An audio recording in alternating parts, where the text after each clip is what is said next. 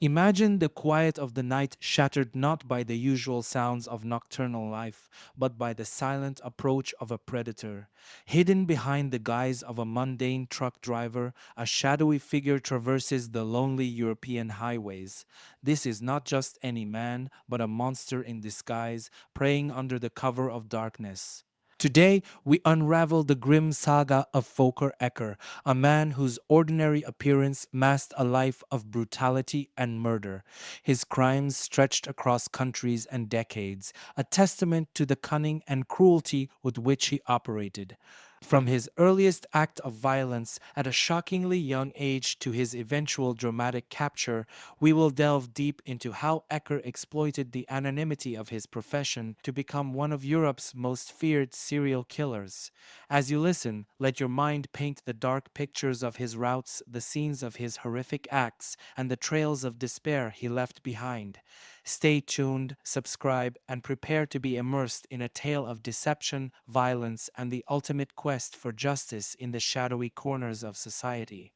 Born into the grim backdrop of East Germany, Volker Ecker's childhood was as ordinary as it was unsettlingly quiet. Within the confines of a seemingly typical family in a small town near the Czech border, the seeds of darkness were sown early in his life.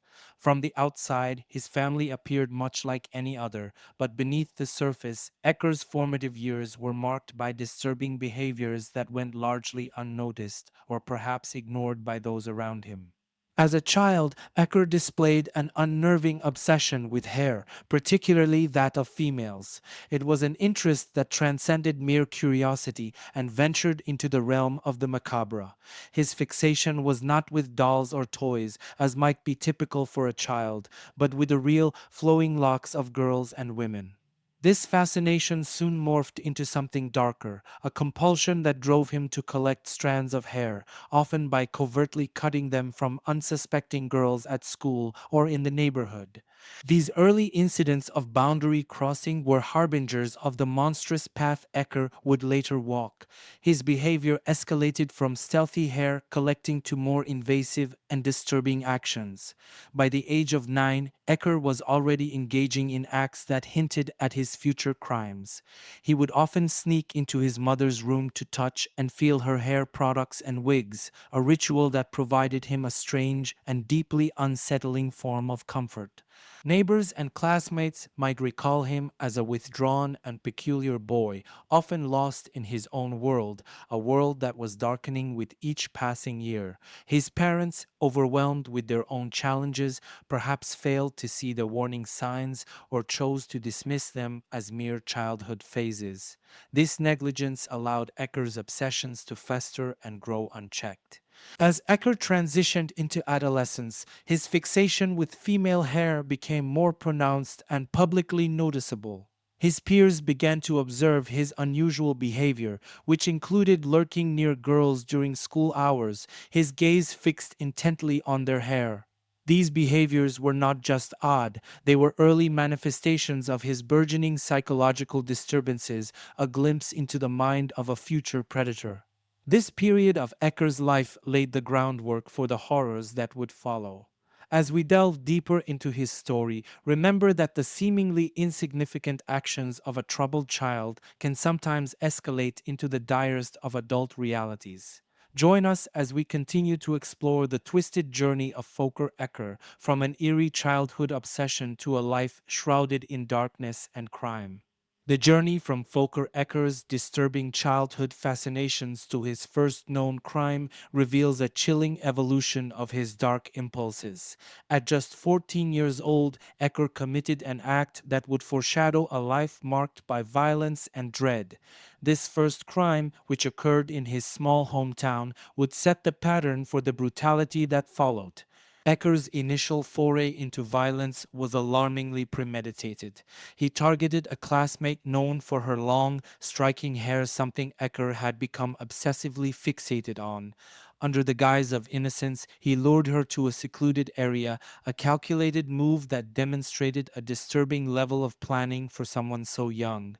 The encounter ended tragically when Ecker strangled her, a violent act that he disguised as a suicide to evade suspicion. This manipulation of the scene revealed a cunning that was horrifying for his age. As he grew older, Ecker's methods became more refined and his crimes more frequent. He developed a modus operandi that allowed him to operate under the radar, selecting victims who were often marginalized and less likely to attract immediate attention. This strategy not only facilitated his avoidance of law enforcement, but also highlighted a predatory exploitation of societal vulnerabilities. Ecker's attacks were characterized by a chilling consistency. He targeted women with long hair, approached them under cover of darkness, and employed a ligature to control and ultimately silence them. This method of operation became his grim signature. Each crime scene bore the marks of his calculated brutality. Each victim was left in a way that mirrored his cold, methodical approach. One particular case that illustrates the extent of his depravity involved a young woman who disappeared while walking home late at night. Ecker had observed her over several days, noting her route and schedule. On the night of the attack, he struck with precision, abducting her in an area he knew to be poorly lit and infrequently patrolled. What followed was a horrifying ordeal where he indulged his perverse desires before leaving her lifeless body where he believed it would not be quickly found. The escalation of Ecker's crimes from his first act of violence at 14 to these more elaborate abductions and murders speaks volumes about his growing audacity and the deepening of his psychopathic tendencies. His ability to evade capture for many years was partly due to his methodical planning and partly due to the transient nature of his later job as a truck driver, which provided him with both mobility and anonymity. Through these accounts, we can see the pattern of a predator who learned and adapted over time, using his understanding of human behavior and societal patterns to avoid detection. This exploration into Ecker's criminal history is not just about recounting acts of violence, it's about understanding the factors that enabled him to continue his crimes unchecked and recognizing the signs that might prevent future tragedies. By examining these early crimes, we aim to shed light on the complexities of criminal behavior and the importance of vigilant, comprehensive law enforcement practices in stopping such individuals before more lives are lost.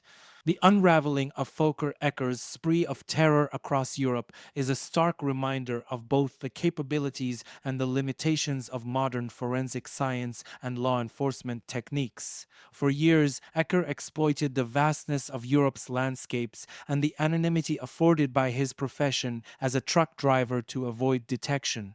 However, the very tools of his presumed freedom eventually became the instruments of his capture. The breakthrough in the case came from a combination of diligent police work and advancements in technology. Ecker's movements across various countries complicated the investigation, but also left a digital trail that, once uncovered, led directly back to him. His long-haul routes across borders were meticulously logged through his truck's GPS system. While initially used for routine tracking by his employer, these logs became a crucial piece of evidence in mapping the locations of his crimes against reported missing persons and unsolved cases. Video surveillance technology played a pivotal role as well. The turning point in the investigation occurred when a routine review of surveillance footage from a gas station near one of the crime scenes captured clear images of Ecker's truck. The footage did not just place him at a specific location, but also at a time that coincided closely with the disappearance of one of his victims. This piece of evidence was crucial in establishing a pattern and connecting Ecker to multiple incidents across different jurisdictions. The role of forensic science in the investigation was equally significant. Advances in DNA technology allowed investigators to make definitive connections between Ecker and several of his victims. Samples collected from the scenes were matched to DNA traces found in Ecker's truck, providing the irrefutable evidence needed to warrant his arrest and subsequent charges. Routine traffic stops also played an unexpected but vital role in his capture. 2 weeks after the pivotal surveillance footage was identified, Ecker was stopped for a routine check by highway patrol officers. Unbeknownst to him, the officers had been alerted to be on the lookout for his vehicle's registration number, which had been linked to the suspicious activities captured on video. The officers conducted a thorough search of his vehicle, discovering incriminating evidence including personal belongings of several missing women. This accumulation of technology driven evidence and traditional police work culminated in Ecker's arrest. The interrogation that followed was intensive. Faced with the overwhelming evidence of his presence at various crime scenes and the physical evidence found in his truck, Ecker began to unravel. He provided details that only the perpetrator could know, confirming suspicions and solidifying his link to the crimes. Ecker's capture marked a significant victory for law enforcement and showcased the powerful synergy between technology and traditional investigative methods. It highlighted the importance of integrating new tools with conventional tactics to stay ahead of criminals who are increasingly exploiting technology and mobility to commit their crimes. The case of Volker Ecker is not just a narrative about the monstrous deeds of a serial killer. It's a case study in the relentless pursuit of justice, demonstrating the critical impact of embracing technological advancements in law enforcement. As we delve deeper into this dark chapter, we see a beacon of hope in the form of determined detectives, cutting-edge science, and the inexorable march of justice that promises safety and closure for the afflicted families.